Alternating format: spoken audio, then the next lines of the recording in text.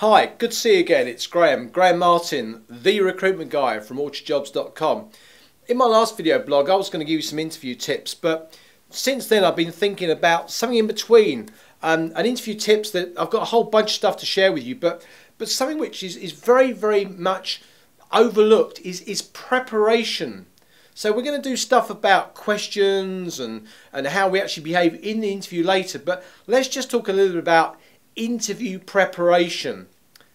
Do you think that if 4 or 5 candidates go for an interview that the best person is going to get the job? Now, in a fair world that would be the case, but in reality that's not the case. The guy or the girl that gets the job is often the one that's the best prepared, not the best candidate for the job.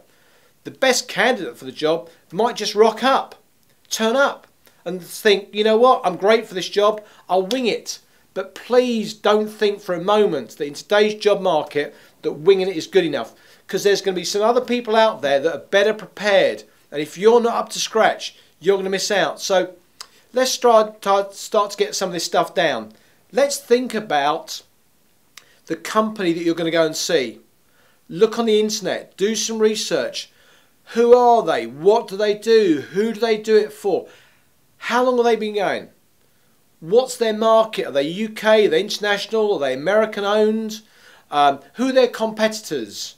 Are there any testimonials on their website? What different departments are there? Who works in those departments? Please check out the company in advance, because often the interviewer is going to say to you, so John, tell me, what do you know about our company? And quite frankly, people often stammer and say, well, I know you make office furniture, and that's it. That's not good enough. The person that will get the interview will often have a much better response than that. Also, ask your recruiter. The person that actually arranges the interview for you will often give you a whole bunch of information. Oftentimes also you can ask the company, can you send me any literature? If you've got a company report you can send me in advance. So please just start to think about who it is you're going to go and see before you get there. Now, thinking about getting there itself, you've got an appointment on Monday morning at 9 o'clock on the other side of town.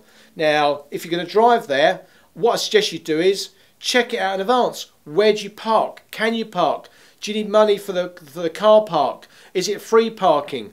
If it takes half an hour on a Sunday afternoon, might it take an hour or maybe more on a Monday morning in the middle of the rush hour? If you're using public transport, buses or trains, how are you going to get there? Maybe you're going to get a lift. Make sure the person that's going to give you the lift is ready and prepared. So just think about how you're going to get there and maybe how you're going to get home again.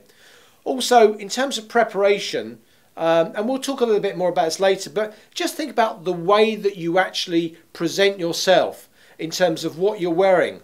And I think I've said this earlier, but guys, please avoid the massive spiky hair or the earrings or the nose rings. Girls, please don't be showing your midriff, crop tops, tattoos on your lower back. Unless you're going for a creative job, your presentation is very, very important.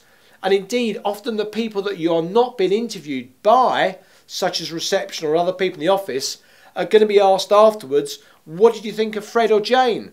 And if like, well, he was a bit scruffy, you know what? You don't need that even before you finish the interview. So you want to be making a good impression first time out. Also, when you think about the interview, you're going to be sitting down in front of an interviewer and hopefully you're going to take some notes. The number of times that I interview people that come to me for a job in recruitment or maybe a management role and they turn up without a notepad. So please get yourself a nice decent hardback book and a decent pen, not something that's been chewed or gnarled. I mean, I've got one girl in my office, Nicole let's call her, who likes nothing better than chewing a pen. But she knows if she's going out on a client interview, she has to take a brand new pen with her because otherwise it just looks bad and unprofessional. So think about the way that you come across. So I hope that's given you some good tips. And certainly we're going to be expanding things further and we're going to be talking about interview technique and interview questions. But on the next video, we're going to be talking about what interviewers and employers really want. Not what you think they want, but I'm going to tell you what they really are looking for. So that's it from now. Graham Martin, the recruitment guy from orchardjobs.com, saying goodbye.